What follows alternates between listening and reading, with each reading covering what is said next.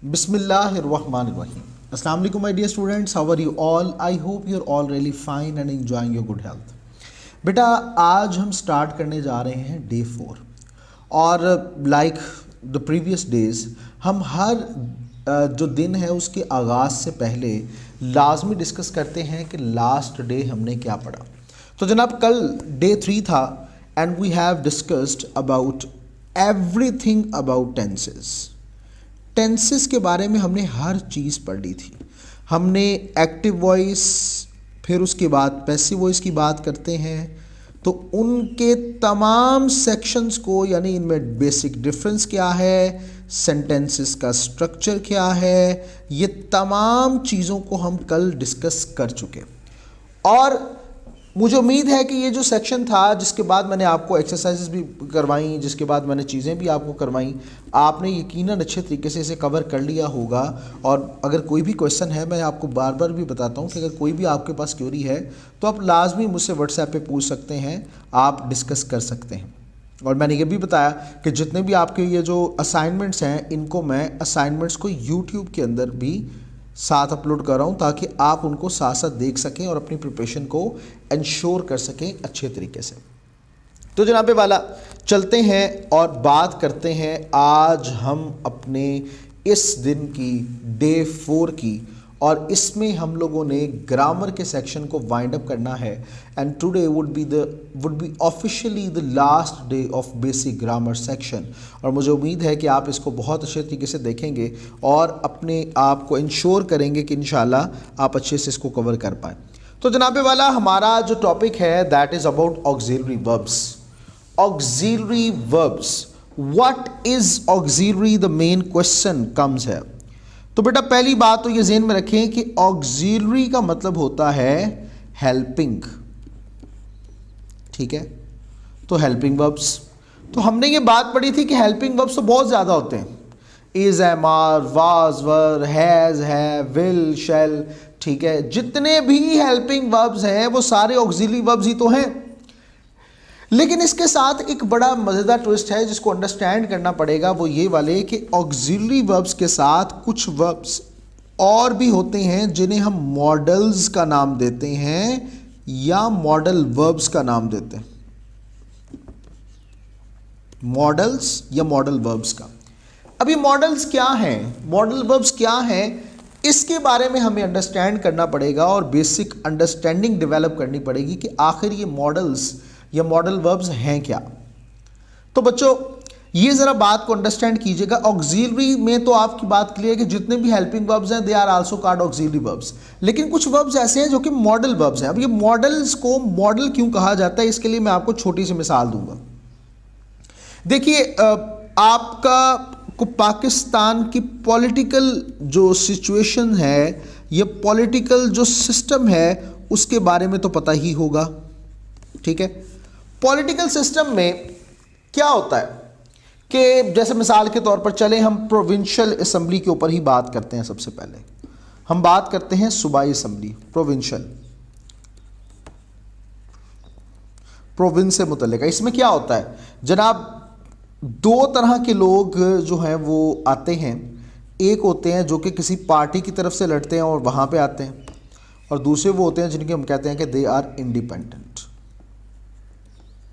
ठीक है। Independent candidates and party candidates. जो पार्टी के लोग होते हैं उनकी तो वाबस्तगी पार्टी के साथ ही है, लेकिन कुछ इंडिपेंडेंट हैं। इंडिपेंडेंट लोगों में जनाब एक लोगों का सेक्शन वो होगा जो कहेगा कि जनाब मैं क्या करता हूं कि मैं ना, एक सेक्शन जो है वो ये कहेगा कि मैं इस पार्टी फला पार्टी के अंदर शमूलियत इख्तियार कर रहा हूं। तो जब वो शमूलियत इख्तियार कर रहा है तो उसका मतलब है वो फिर इंडिपेंडेंट ना रहा। कुछ लोग ऐसे होते हैं इंडिपेंडेंट जो कहते हैं कि जनाब हम किसी भी पार्टी का हिस्सा नहीं बनेंगे। ये सेक्शन कहता है कि मैं किसी भी पार्टी का हिस्सा नहीं बनूंगा, लेकिन वो सेक्शन कहता है, वो जो इंडिपेंडेंट कैंडिडेट्स हैं वो कहते हैं कि आपकी पार्टी को ने गवर्नमेंट को फॉर्म करना है, गवर्नमेंट बनानी है, तो हम एक काम कर देंगे कि हम आपकी इस पार्टी को हुकूमत में आने के लिए असिस्टेंस प्रोवाइड कर देंगे, असिस्टेंस प्रोवाइड कर देंगे। और असिस्टेंस क्या प्रोवाइड करेंगे कि हम वोट आपको दे देंगे, ठीक है। और एक तबका वो होता है इंडिपेंडेंट का जो कहता है कि जनाब ना तो हमने आपको वोट देना है, क्योंकि मेरी आवाम ने, मेरे हल्के के लोगों ने आपको वोट देने से रोका, मैंने आपको वोट नहीं देना, मैं अलग रहूंगा, अलग तौर पर अपने लोगों की नुमाइंदगी करता रहूंगा और मैं आपके साथ किसी किस्म का कोई ताल्लुक नहीं रखूंगा। दे आर एक्चुअली कॉल्ड बच्चों मॉडल्स। मॉडल्स यानी ये नमूने हैं, ठीक है। यानी मतलब मैं क्या कह सकता हूं आपको कि ये वो अफराद हैं कि जो कहते हैं कि नहीं जी हमने किसी के साथ शामिल नहीं होना। तो ये जो मॉडल वर्ब्स हैं ये भी वही वर्ब्स होते हैं जो कहते हैं नहीं जी हमने किसी के साथ शामिल नहीं होना। ऑक्सिलरी वर्ब्स में होते हैं ना, इज़ एमआर, वो शामिल होगा, साथ फर्स्ट फॉर्म वर्ब आएगी और आईएनजी प्रेजेंट कंटिन्यूस बन जाएगा। अच्छा, इसी तरह जनाब सिर्फ इज़ एमआर आएगा तो वो क्या होगा, नॉन एक्टिविटी सेंटेंसेस हो जाएंगे। तो ये जो मॉडल्स होते हैं ना ये कहते हैं नहीं जी हमारी अपनी एक अलग हैसियत है, हमारा एक अलग मुकाम है, हमारा एक अलग नाम है, वी आर इंडिपेंडेंट, हम आप लोगों से किसी किस्म का कोई ताल्लुक नहीं रख रहे, हम आज़ाद आए थे, आज़ाद ही रहेंगे, आज़ाद ही यहाँ से जाएंगे और हम रहेंगे लेकिन अलग रहेंगे, आपसे दूर दूर रहेंगे और अपने हल्के के लोगों की खिदमत करते रहेंगे। तो जनाब these are called modal verbs. अब ज़रा बात करते हैं, कहानी को ज़रा आगे लेके चलते हैं कि आखिर ये मॉडल वर्ब्स हैं कौन कौन से, वो कौन से मॉडल वर्ब्स हैं जो कहते हैं ना जी ना असी किसी दे नाल नहीं आना। तो आइए मैं आपको उनके बारे में बताता चलूँ और डिस्कस करवाता चलूँ कि वो मॉडल्स आखिर हैं क्या। तो जनाब मैं लिख रहा हूँ आपके सामने, they are here, can, could, should, would,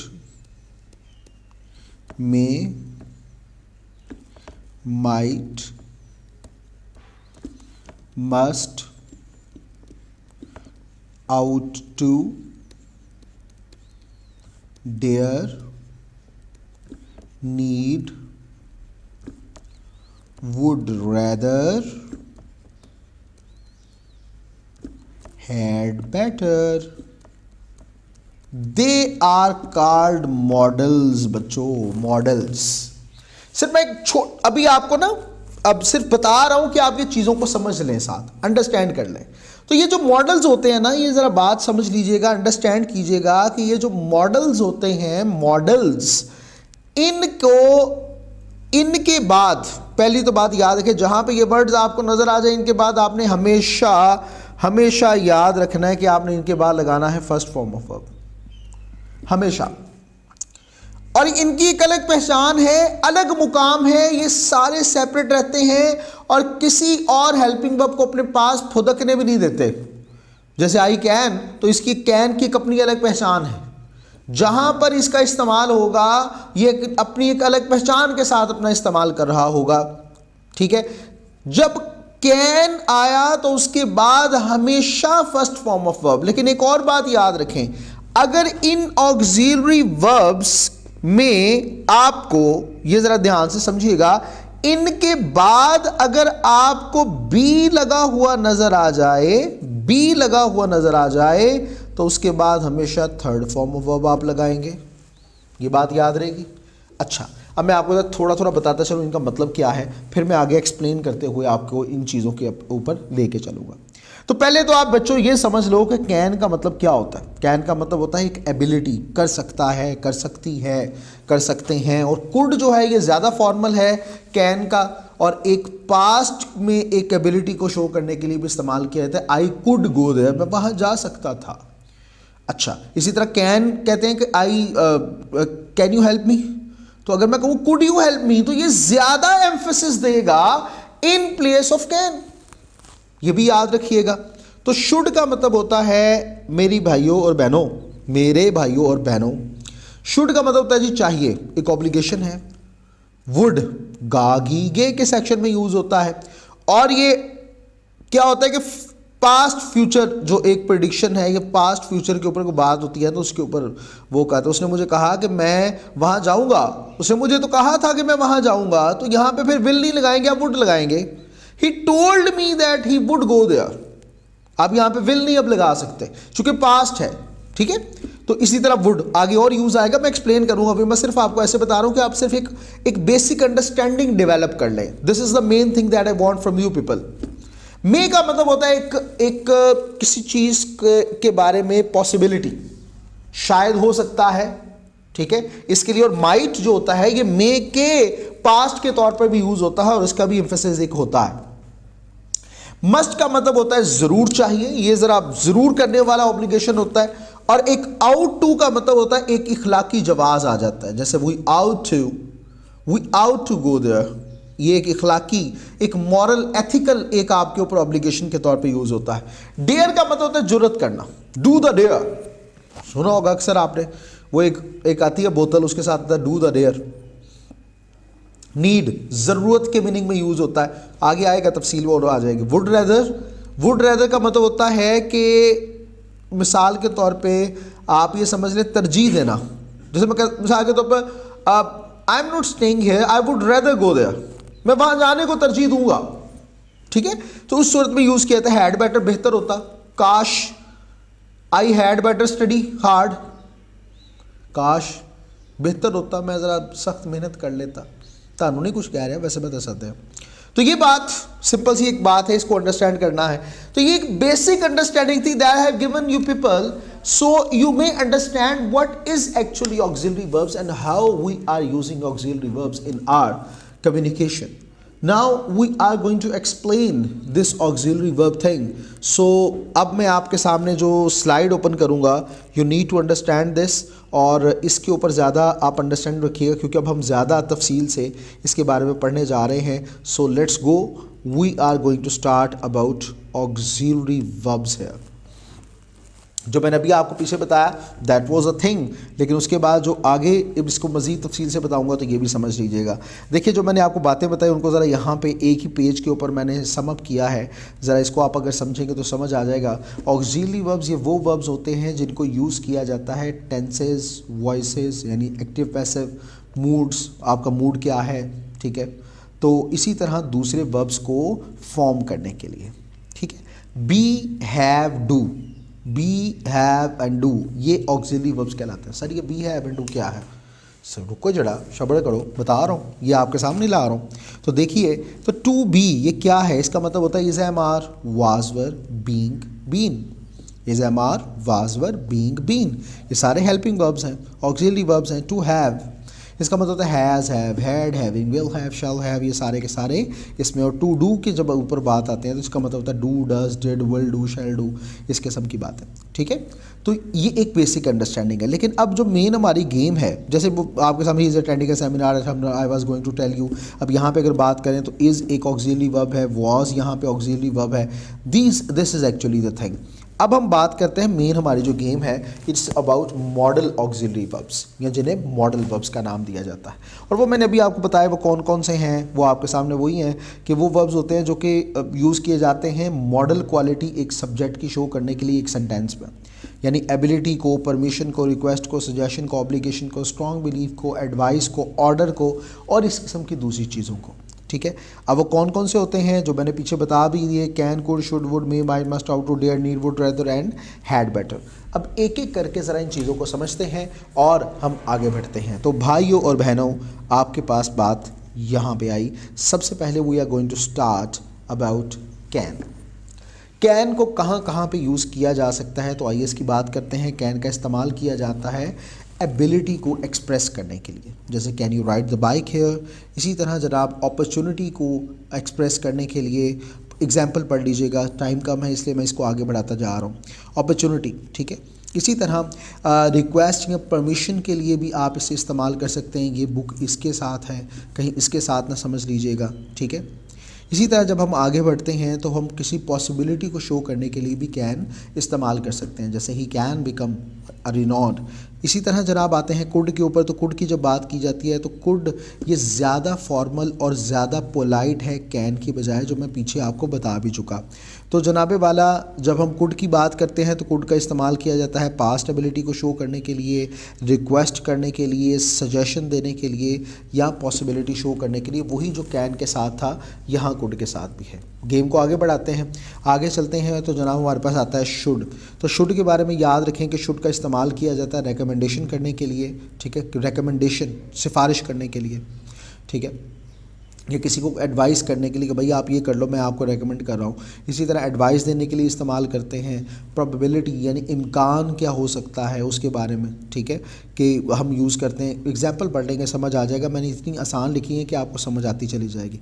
बस वर्ड्स के बारे में समझ लें। प्रोबेबिलिटी इम्कान को कहते हैं, रिकमेंडेशन सिफारिश, किसी के को कोई एडवाइस करना, सजेशन देना, इसके लिए यूज़ किया जाता है। इसी तरह जनाब ऑब्लिगेशन के ऊपर भी हम शुड का इस्तेमाल करते हैं।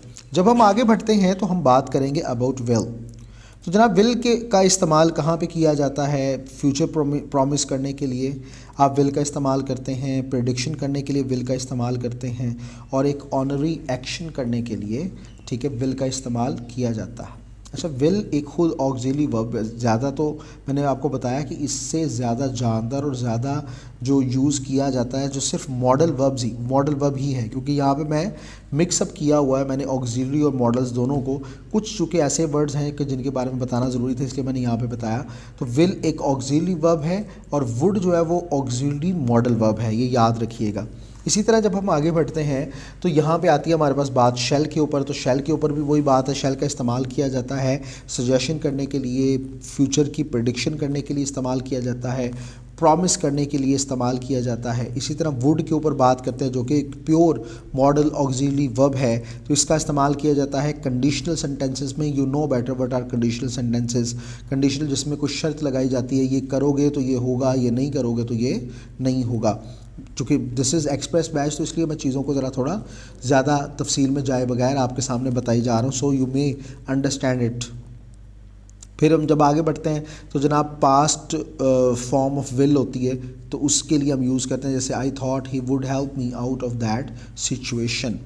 तो जनाब जब आगे बढ़ते हैं तो आगे बढ़ते हुए हम बात करेंगे मे के ऊपर। तो मे को इस्तेमाल किया जाता है जब हम श्योर नहीं होते उस चीज़ के बारे में कि जनाब ये प्रेजेंट है या फ्यूचर है, ठीक है। जैसे अब बात करते हैं, मे का इस्तेमाल करते हैं परमिशन देने के लिए, ठीक है, परमिशन हासिल करने के लिए, और इसी तरह एक पॉसिबिलिटी को एक्सप्रेस करने के लिए, ठीक है।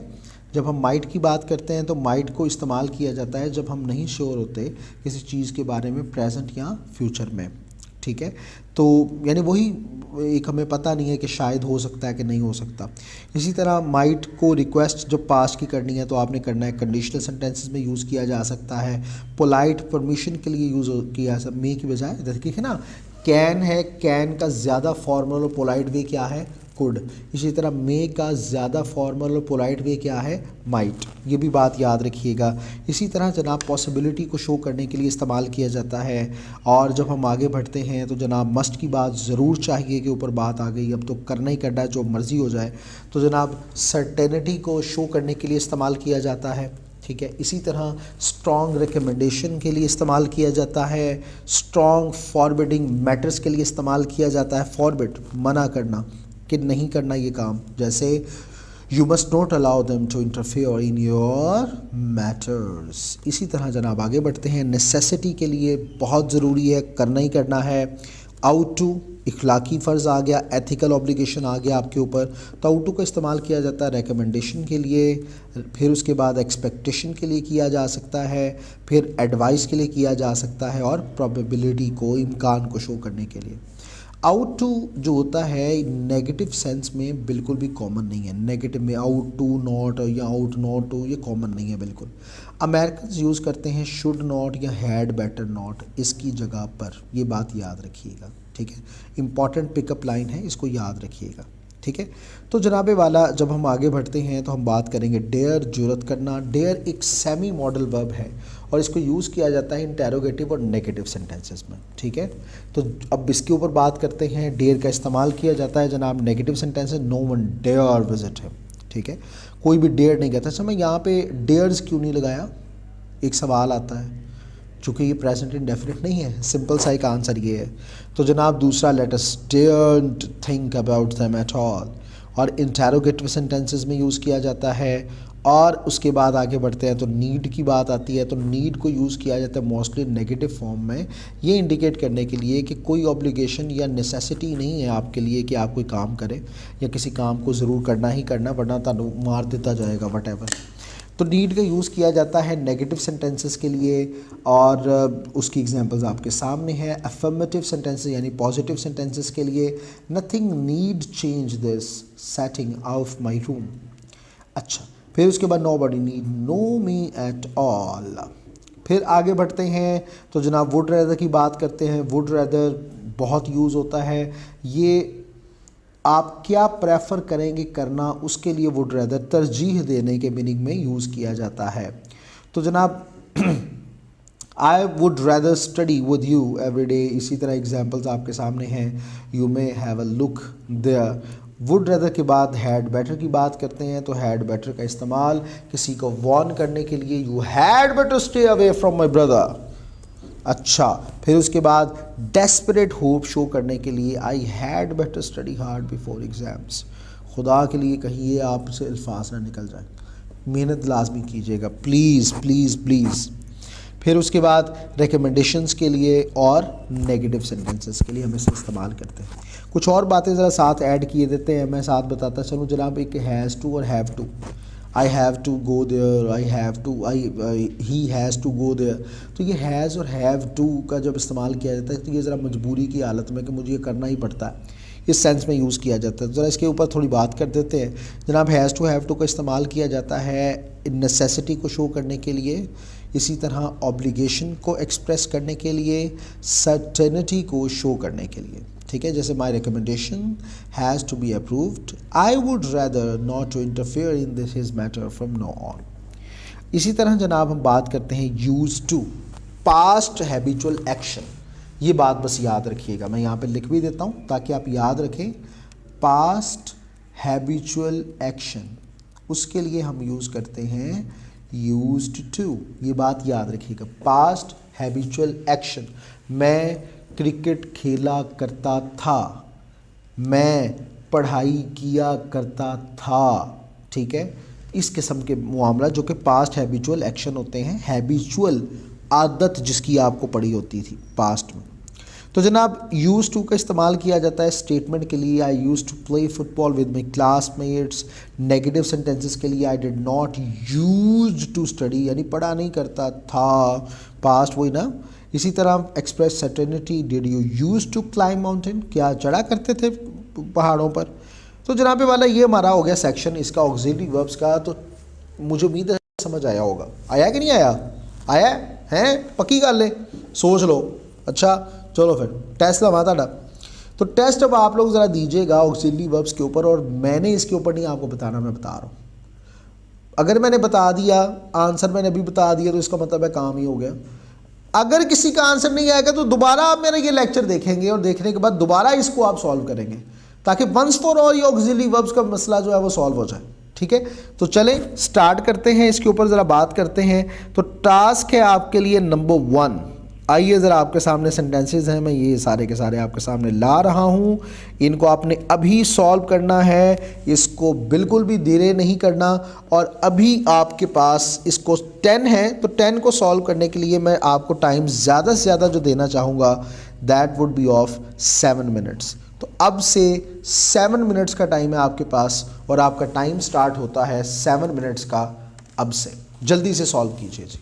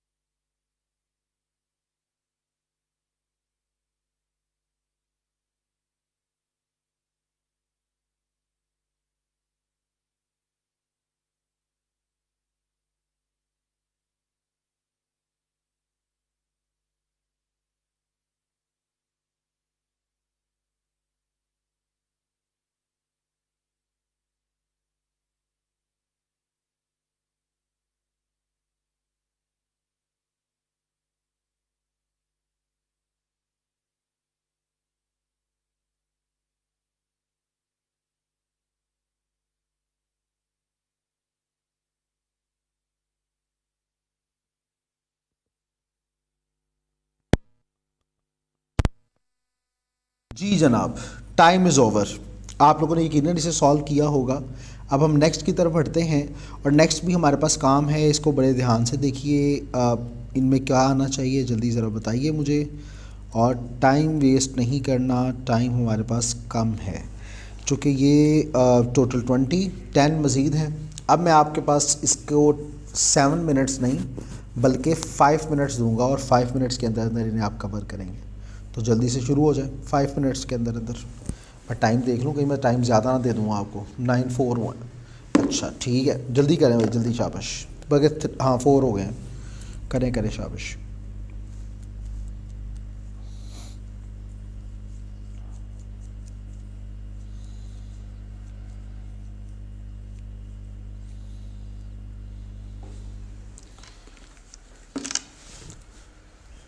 जल्दी कवर करें, जल्दी, शाबाश।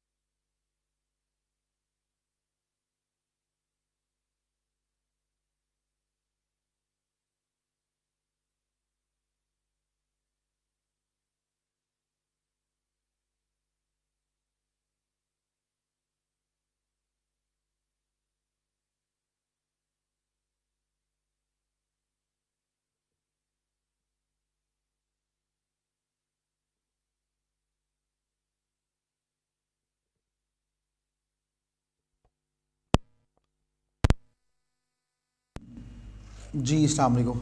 वो actually I have to receive some call, so I got a little late, it's okay, no problem. Next जी, वी आर कमिंग नाउ। ये अनदर टास्क है अब आपके लिए। इसको चूँकि आपके पास ये वीडियो फॉर्म में भी आपको मिल जाएगा, आप इसको यानी सॉफ्ट फॉर्म में भी आपके पास आ जाएगा। You may ask for it. जल्दी से इसे देख लीजिएगा। यहाँ पे फ्यूचर से रिलेटेड बात की गई, futurity, ability, possibility, remote possibility, offer करना है, कंपल्जन है, एब्सेंस ऑब्लिगेशन की या नेसेसिटी की, उसके लिए क्या यूज़ करेंगे, पास्ट एबिलिटी के लिए क्या यूज़ करेंगे, habitual activity in the past, habitual activity in the past उसके लिए क्या, एक प्रैक्टिस यानी वही जो आप करते थे पास्ट में, करते रहते थे, एक प्रैक्टिस थी आपकी, उसके लिए क्या यूज़ करेंगे। तो जल्दी से 2 मिनट के अंदर अंदर इसे देख लें, 2 मिनट के अंदर अंदर, जल्दी करें जल्दी।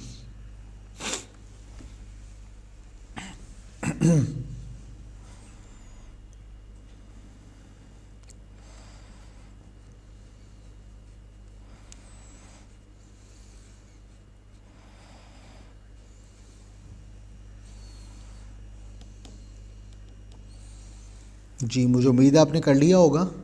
नेक्स्ट बढ़ते हैं जल्दी से। जी another task for you.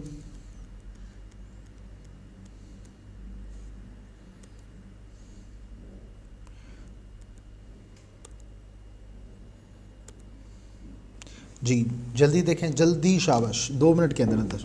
Preference के लिए क्या यूज़ करेंगे, करीज नहीं है, ठीक है, फिर क्या करेंगे। फिर उसके बाद है एडवाइस, कंपल्शन, पोलाइट रिक्वेस्ट करनी हो तो क्या करेंगे, हाँ ठीक है, कुड या कैन। पोलाइट रिक्वेस्ट के लिए क्या, एब्सेंस ऑफ ऑब्लिगेशन है तो क्या, स्ट्रॉन्ग ऑब्लिगेशन के लिए क्या, पास्ट एबिलिटी के लिए क्या यूज़ करते हैं, थ्योरेटिकल पॉसिबिलिटी के लिए क्या यूज़ करते हैं। तो जनाबे वाला हमारा ये जो ऑक्सिलरी वर्ब का सेक्शन है दिस इज़ नाउ कंप्लीटेड, और अब हमारा सेशन नंबर 1 यहीं से इख्तिताम को पहुंचा। Now you are going to have a break for only what I can say, हाँ आपके पास सिर्फ अब 10 to 12 मिनट्स की ब्रेक है, और उसके बाद इंशाल्लाह हम दोबारा हाज़िर होंगे और अपने इस आज के डे 4 के सेशन 2 के को स्टार्ट करके इंशाल्लाह उसको भी अच्छे तरीके से इख्तिताम पे पहुंचाएंगे। सो अब मिलते हैं छोटी सी ब्रेक के बाद।